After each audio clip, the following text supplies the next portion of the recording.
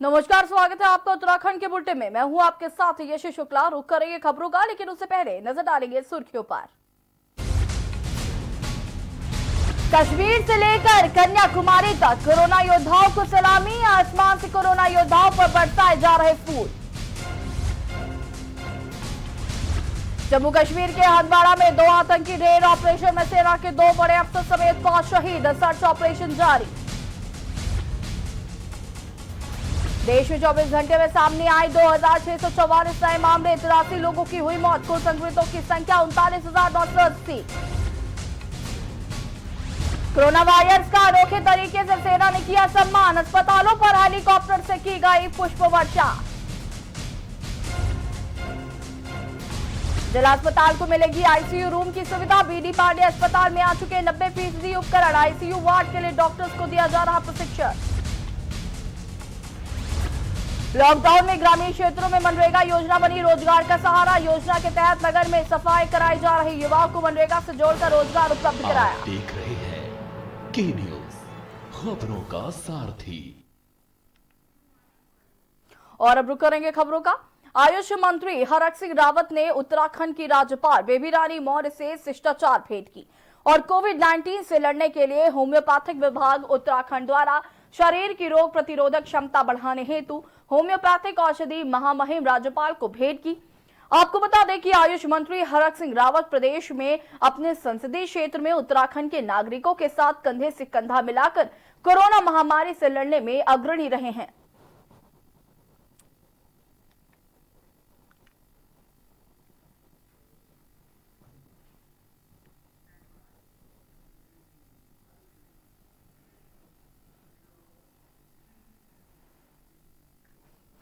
4 मई से लॉकडाउन का तीसरा चरण शुरू हो रहा है।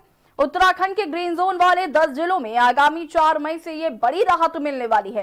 केंद्र ने ग्रीन जोन में बड़ी रियायतें दी हैं। इसके अलावा राज्य के 2 ऑरेंज जोन जिले देहरादून और नैनीताल में आंशिक राहत दी गई है। रेड जोन वाले हरिद्वार जिले में केवल आवश्यक सेवाएं या पहले से दी गई रियायतें ही मिलेंगी। वहीं कोरोना के संबंध में डॉक्टर नीरज खैरवाल कुमाऊं कमीशन ने क्या कुछ कहा है, आपको सुनाते हैं। सभी को नमस्कार। मैं डॉक्टर नीरज खैरवाल कमीशन कुमाऊं। एक महत्वपूर्ण बिंदु जो पेशेंट से रिलेटेड है उसके बारे में आप सभी को अवगत कराना चाहता हूं कि कुमाऊं क्षेत्र के अंदर अगर कोई भी मरीज हमारे यहाँ पर किसी प्रकार की बीमारी से ग्रसित होता है या कहीं पर भी उनको रेफर किया जाता है, तो मैं सभी से अनुरोध करना चाहूँगा कि कुमाऊं के अंदर एक व्यवस्था डेवलप की गई है कि जो Sushila Tiwari hospital STH hospital है वहाँ पर उस लोगों को रेफर करके भेजा जाए।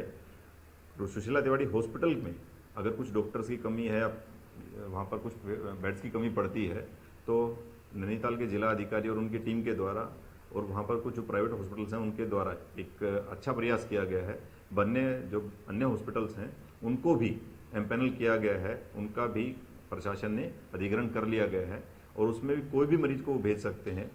इसी प्रकार से उसी की तर्ज पर रुद्रपुर में भी और काशीपुर के अंदर भी इस प्रकार के अस्पतालों को अधिग्रहण किया जा रहा है। कुछ लोगों ने स्वयं आकर के अपनी इच्छा जाहिर की है, जैसे मेडिसिटी अस्पताल रुद्रपुर में है, उन्होंने स्वयं आकर के कही है कि मेरे अस्पताल को सरकार यूज़ कर सकती है, इसको अधिग्रहण कर सकती है। तो बाकी भी हमारे अन्य अस्पताल हैं जो IMA के डॉक्टर्स हैं, चाहे वो उधम सिंह नगर जिले के हैं, चाहे हल्द्वानी में नैनीताल जिले के हैं, उन सभी के द्वारा भी आकर के बहुत ही एक अच्छा प्रयास और सराहनीय प्रयास किया जा रहा है कि अपनी जो भी फैसिलिटीज़ हैं उनको गवर्नमेंट को इस समय टोटली किसी भी प्रकार से इस्तेमाल के लिए ऑफर कर रहे हैं। तो उनका तो मैं धन्यवाद भी करना चाहूँगा और बाकी जितने भी लोग हैं उन सभी से रिक्वेस्ट करना चाहूँगा कि हर प्रकार की फैसिलिटी संभव जो भी हो सकती है उसके लिए आप सरकारी अस्पताल STH में या रुद्रपुर में उधम सिंह नगर में आते हैं तो जिला डिस्ट्रिक्ट हॉस्पिटल में आएंगे तो वहाँ से उनको रेफर कर दिया जाएगा। अवेलेबल है, कुछ ही ऐसी फैसिलिटीज़ हैं जो हमारे यहाँ पर अवेलेबल नहीं हो पा रही हैं, उनके लिए director Kumaon principal medical college उन सभी से चर्चा करने के बाद बताया गया है कि उनको एम्स में रेफ़र किया जा सकता है, उनको जोली ग्रांट हॉस्पिटल में रेफ़र किया जा सकता है।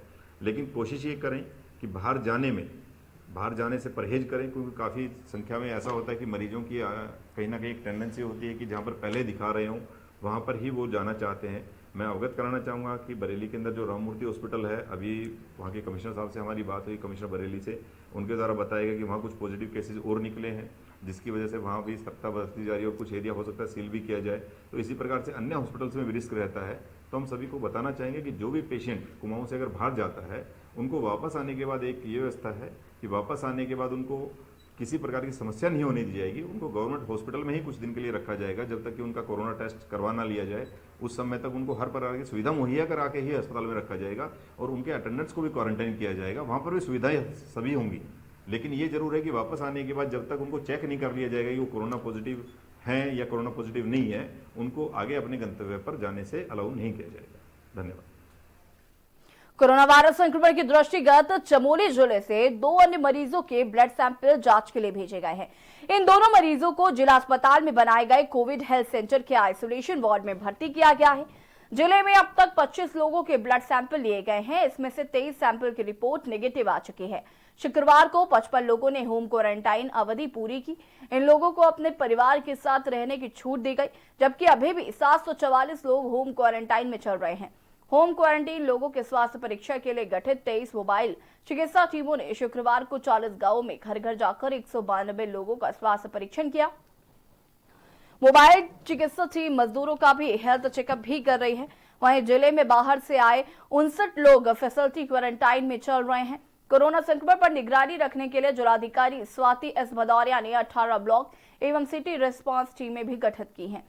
इन टीमों ने कोरोना संदिग्धों की जानकारी जुटाने के लिए अब तक 6128 लोगों से संपर्क किया है।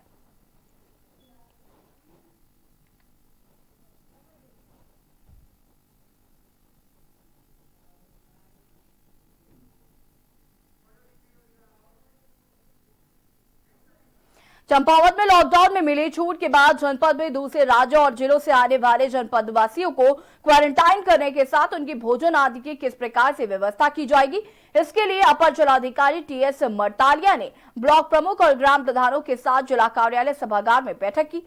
अपर जिलाधिकारी ने बताया कि जनपद चंपावत के कई लोग बाहरी राज्यों और जनपद से आएंगे, जिनका मेडिकल टीम के द्वारा स्वास्थ्य परीक्षण किया जाएगा। उसके बाद उन्हें क्वारंटाइन किया जाएगा। साथ ही कहा है कि लोगों को संबंधित ग्राम पंचायत स्थित विद्यालयों और पंचायत हॉलों में सुविधा अनुसार क्वारंटाइन किया जाएगा। इस हेतु सभी ग्राम प्रधानों जनप्रतिनिधियों के सहयोग की आवश्यकता होगी।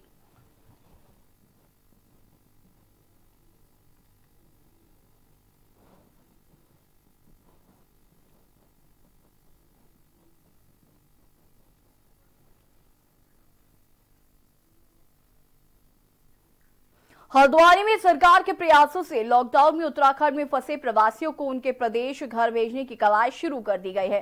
इस क्रम में जिलाधिकारी सविन बंसल के निर्देशन में जिला प्रशासन नैनीताल द्वारा हल्द्वानी और रामनगर में विभिन्न सेंटर होम में रखे गए उत्तर प्रदेश के 183 प्रवासियों को सरकारी वाहनों के माध्यम से उत्तर प्रदेश बहेड़ी के लिए रवाना किया गया। नगर मजिस्ट्रेट प्रत्युष सिंह ने बताया कि हल्द्वानी लालकुआ के विभिन्न सेंटर होम में रह रहे 124 यूपी के प्रवासियों को प्रदेश के ट्रांजिट आश्रय स्थल गन्ना उत्पादक महाविद्यालय बहेड़ी में रखा गया है। इसी तरह जिलाधिकारी विजयनाथ शुक्ल ने बताया कि रामनगर के विभिन्न सेंटर होमों में रह रहे उत्तर प्रदेश बहेड़ी के 59 प्रवासियों को रोडवेज बस द्वारा भेजा गया।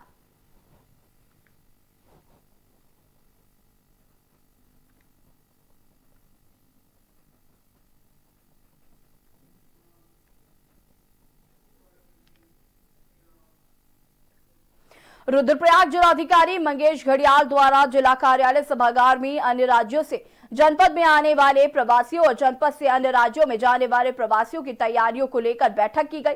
जिलाधिकारी ने कहा कि जनपद में आने वाले प्रवासियों हेतु गुलाब राय मैदान को स्टेजिंग एरिया बनाया जाएगा, जिसमें स्वास्थ्य, तहसीलवार, परिवहन, पूर्ति विभागों के काउंटर बनाए जाएंगे। कार्मिकों की ड्यूटी शिफ्ट वाइज लगाई जाएगी, जिससे कि आने वाले प्रवासियों को कोई समस्या ना हो। इसके साथ ही प्रत्येक आने वाले प्रवासी के स्वास्थ्य का परीक्षण स्वास्थ्य विभाग द्वारा वाहन का नंबर और उससे जाने वाले लोगों का डाटा परिवहन विभाग द्वारा एकत्रित किया जाएगा।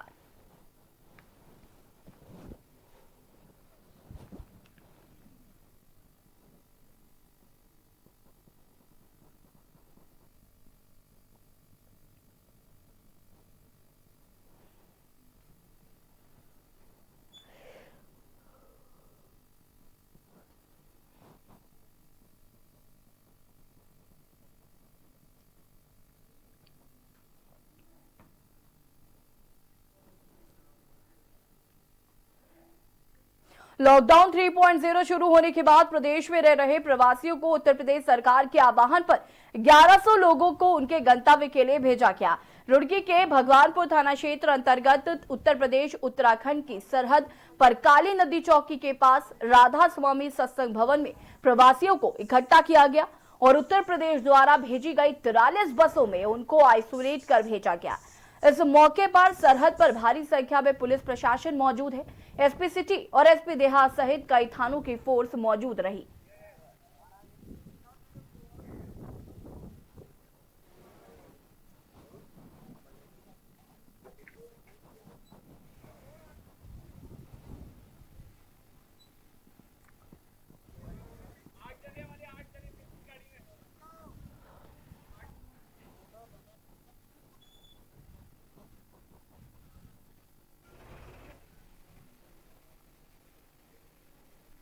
सरकार ने 3 दिन के लिए करीब हमें हो गए, अब हमें सरकार अपने घर भेज दिया। हमें बहुत अच्छा लगा, बहुत हमारे साथ सहयोग किया पुलिस ने भी और सरकार ने भी। हमें तीनों टाइम पे खाना दिया, टाइम पे हमारे वक्त पे खाना दिया, अच्छा ही खाना दिया, हमारे जो हमें अच्छा खाना दिया हमें। यहाँ शासन प्रशासन द्वारा और पुलिस एडमिनिस्ट्रेशन द्वारा यहाँ पे काली नदी में, यहाँ पे राधा स्वामी सत्संग में ये जो भी यूपी के जो यहाँ पे थे रिफ्यूज हमारे कैंप्स में, उन सबको भेजा जा रहा है रिलीफ कैंप्स में जो थे। इसके लिए वहाँ यूपी से यहाँ 43 बसेस आ चुकी हैं।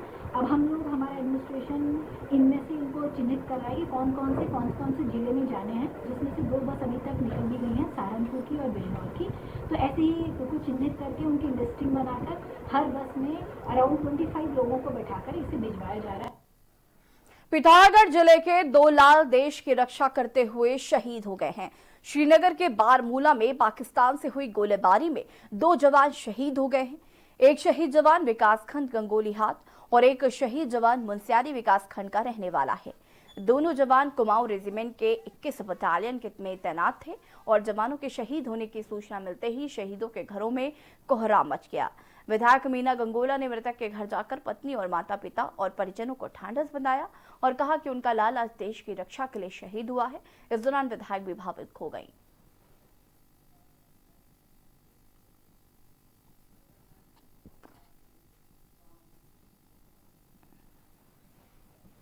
हमने बचपन में ही खेल कूद एक साथ करा था और जब उनकी शहादत की हमें सूचना मिली तो पूरे गांव में शोक की लहर होगी और हमें बहुत दुख हुआ है। बहुत अच्छे आदमी थे गोगरण सिंह जी, तब से बहुत दुखी है हम लोग। देश से तो हम यही कहेंगे साहब कि देश को तुरंत से कार्रवाई करनी चाहिए। इस उपलक्ष्य में तुरंत से कार्रवाई की जाए। जहाँ जवान के बारे में है तो जवान तो हमेशा मरते रहते हैं हमारे, कभी ऐसी कार्रवाई होती नहीं है। लेकिन हमारे गांव का जो ये लड़का, नापड़ ग्राम का जो लड़का अभी खत्म हुआ, बहुत होनहार था। सारा गांव उसको देख के दुखी है। अभी इस घड़ी में क्या कर सकते हैं, गांव उसके साथ है, इतना ही कर सकते हैं हम तो। जवान शहीद हुआ है, मैं उनको श्रद्धांजलि अर्पित करती हूँ और दुख की इस घड़ी में उनके परिवार के साथ खड़ी हूँ और उनका ये बलिदान जो भारत माँ पे जब संकट आया, मेरे विधानसभा के जवानों ने प्राण गंवाए, उनका ये बलिदान मैं खाली नहीं जाने दूंगी। मैं मुनस्यारी के भी पिथौरागढ़ जिले का मुनस्यारी ब्लॉक से भी एक शहीद और जवान हुए हैं, मैं उनको भी श्रद्धांजलि अर्पित करती हूँ। और वक्त हो गया है छोटे से ब्रेक का, जल्द हाजिर होंगे।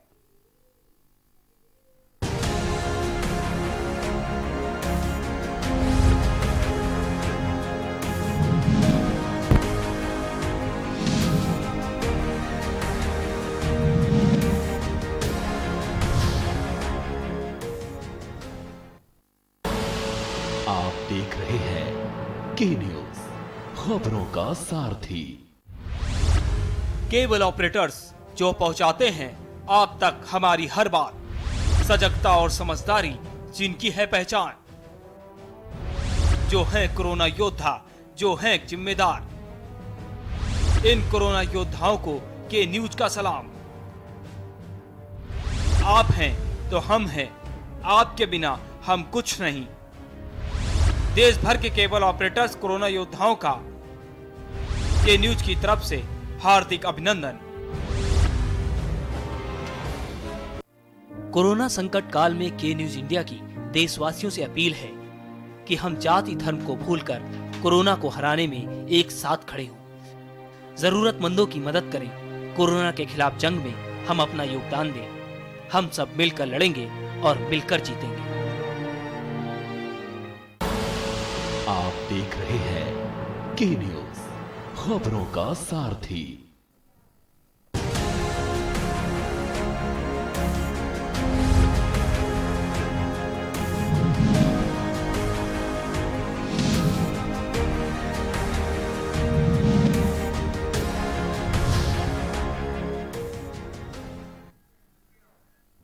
ब्रेक के बाद आपका स्वागत है और बढ़ेंगे खबरों की ओर। केंद्र सरकार की गाइडलाइन के बाद सरकार ने राज्य में 4 मई से दफ्तर खोलने पर बड़ा फैसला किया है। मुख्य सचिव उत्पल कुमार सिंह ने सभी जोन के 26 बिंदुओं वाली गाइडलाइन जारी कर दी है, जिसके अनुसार दफ्तर सुबह 10 से 4 बजे तक खोले जाएंगे, जबकि सचिवालय 9:30 बजे से 4 बजे तक खुलेगा। शिक्षण संस्थान अगले आदेश तक बंद रहेंगे, बशर्ते शिक्षण संस्थान के कार्मिकों को बुलाया जा सकता है। इसके लिए अलग से आदेश दिया जाएगा।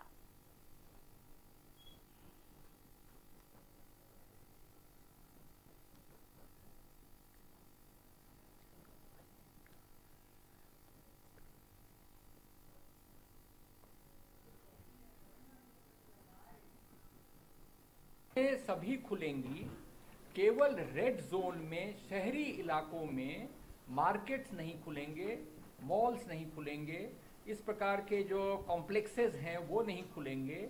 जैसे अभी तक व्यवस्था यहाँ चल रही थी कि स्टैंड अलोन दुकान, यानी कि किसी मोहल्ले में कोई दुकान है, वो जरूरी है, गैर जरूरी है, एसेंशियल कमोडिटी बेचता है, नॉन एसेंशियल बेचता है, उसमें वो विभेद नहीं किया जाएगा, उसे खोलने की अनुमति दी जाएगी। लेकिन अगर कोई मार्केट है और या कोई शॉपिंग कॉम्प्लेक्स है या कोई मॉल है, इनमें शहरी क्षेत्रों में, रेड डिस्ट्रिक्ट के शहरी इलाकों में इनको खोलने की अनुमति फिलहाल नहीं दी जाएगी।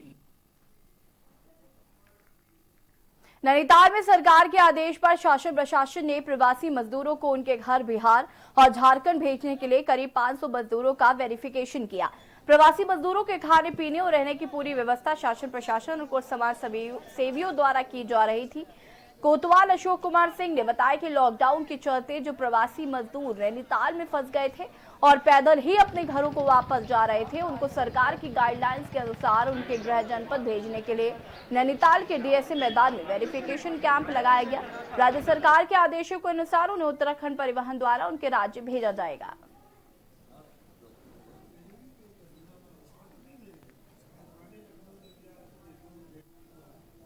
पूर्ण रूप से वेरिफिकेशन करवाया जा रहा है कि किस स्टेट के कितने प्रवासी मजदूर हैं इनका। उसके पश्चात जो है इनका रजिस्ट्रेशन होगा। उसके बाद जो स्टेट गवर्नमेंट के आदेशों के आधार पर ही ये लोग यहाँ से जा पाएंगे। लगभग मुझे तो ये 400-500 के आसपास लग रहे हैं अभी, क्योंकि अभी सुबह से लगातार इनकी जो नाम वगैरह नोट किए जा रहे हैं, इनका जो भी वेरिफिकेशन किया जा रहा है, अभी 200-250 तो अभी हो चुके हैं और लगभग इतने ही लोग खड़े हुए हैं। लॉकडाउन 3 से पहले केंद्रीय मंत्रालय द्वारा जारी गाइडलाइंस के अनुसार अलग अलग प्रदेशों के प्रवासी मजदूरों और अन्य लोगों को उनके गृह भेजने के आदेश पर प्रदेश की सरकारें भी सक्रिय हों। पूरी व्यवस्थाओं के अनुसार प्रवासियों को उनके घरों तक पहुंचाने का प्रयास कर रहे हैं। इसी क्रम में उत्तराखंड में भी जगह जगह फंसे प्रवासी मजदूरों के साथ अन्य लोगों को भी उनके घरों तक पहुंचाने की प्रक्रिया शुरू कर दी गई है, जिसके चलते विकास नगर में भी आसपास के अलग अलग क्षेत्रों में राहत कैंपों में रह रहे 103 प्रवासियों को कल देर शाम बसों के द्वारा देहरादून की ओर रवाना किया गया, जहां से गाइडलाइंस के अनुसार सरकारी प्रक्रिया को पूरा करने के बाद उनके गृह क्षेत्रों में भेजा जाएगा। इससे पूर्व विकास नगर में त्रिशला देवी जैन धर्मशाला में बनाए गए राहत शिविर का क्षेत्रीय विधायक मुन्ना सिंह चौहान ने जायजा लिया और रवाना किए जा रहे लोगों को आवश्यक दिशा निर्देश भी दिए।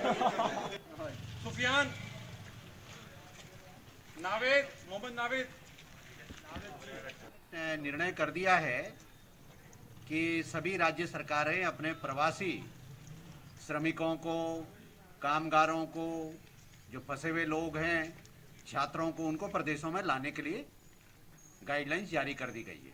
और ज़्यादातर सब श्रमिक हैं जो हिमाचल वगैरह से आए थे, जिनको हमने यहाँ रोका था। सबसे मुझे तो खुशी एक बात की है कि यहाँ पे बहुत अच्छे से इनकी व्यवस्थाएं रही, ये सभी बहुत खुश रहे, इन सब ने भी सहयोग किया। कोरोना जैसी महामारी के चलते लॉकडाउन 17 मई तक और बढ़ा दिया गया है। इसी महामारी के बचाव को लेकर सरकार के निर्देश पर स्वास्थ्य विभाग द्वारा बाहर दूसरे प्रदेशों से आए लोगों को क्वारंटाइन किया गया था। इसी को लेकर सितारगंज कोतवाली में 16 ऐसे लोगों को लाया गया जो दूसरे जिलों में दूसरे प्रदेशों और देशों से अपने घर पहुंचे थे।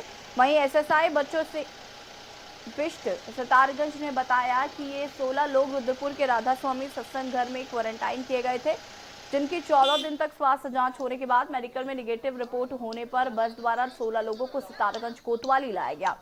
अब ये लोग 14 दिन अपने अपने घरों में क्वारंटाइन किए जाएंगे और स्वास्थ्य विभाग रोजाना इनकी जांच करेगा।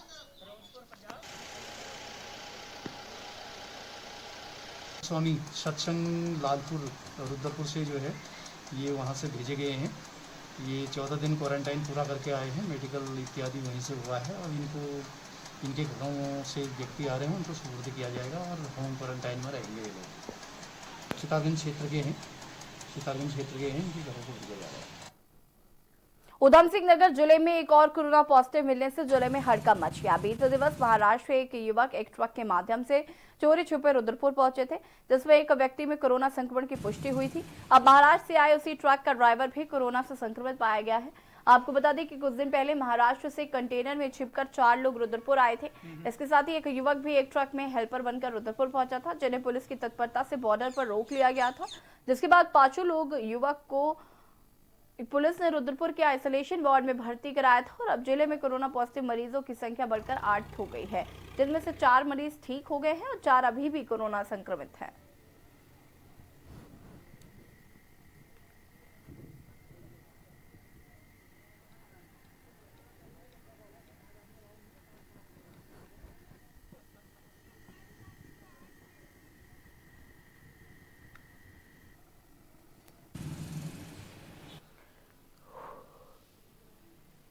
जो आज अभी पॉजिटिव जो भी रिपोर्ट आई है उसकी सूचना भी हमें करीब 1-2 घंटे पहले मिली थी। उसके ये वही ट्रक ड्राइवर है जो कि 2 दिन पहले जो एक संदिग्ध जिसका सैंपल पॉजिटिव आया था उसको लेके आया था। ये तो संभवतः या तो इससे वो संक्रमित हुआ होगा या फिर इसके अतिरिक्त कोई दूसरा जो रखा होगा। इन लोगों ने किसी एक दूसरे को जरूर अपना कोरोना वायरस जो है दिया है। हाईकोर्ट के सख्त निर्देशों पर नैनीताल जिला हॉस्पिटल में 4 बेड का आईसीयू रूम तैयार किया जा रहा है। बीडी पांडे अस्पताल में आईसीयू कक्ष में 90% उपकरण आ चुके हैं, जिसमें से 4 bed, monitor, oxygen cylinder, digital x-ray machine और 2 वेंटिलेटर स्थापित किए जा चुके हैं। डॉक्टर धामी ने बताया कि एक डॉक्टर, एक सीनियर सिस्टर और 2 कर्मियों को एसटीएच के डॉक्टरों की ओर से आईसीयू वार्ड के लिए प्रशिक्षण दिया जा रहा है। मंडल और जिला मुख्यालय होने के बाद भी नैनीताल में अब तक आईसीयू की सुविधा उपलब्ध नहीं थी। अस्पताल में लंबे समय से आईसीयू वार्ड बनाने की मांग की जा रही थी। अब जल्द ही जिला अस्पताल में आने वाले मरीजों को आईसीयू सुविधा मिलने लगेगी। पीएमएस केएस धामी के अनुसार प्राइवेट हॉस्पिटलों के अनुपात होने वाले खर्चे के मुकाबले या सस्ते में मरीजों को बेहतर सुविधाएं मिल पाएंगी।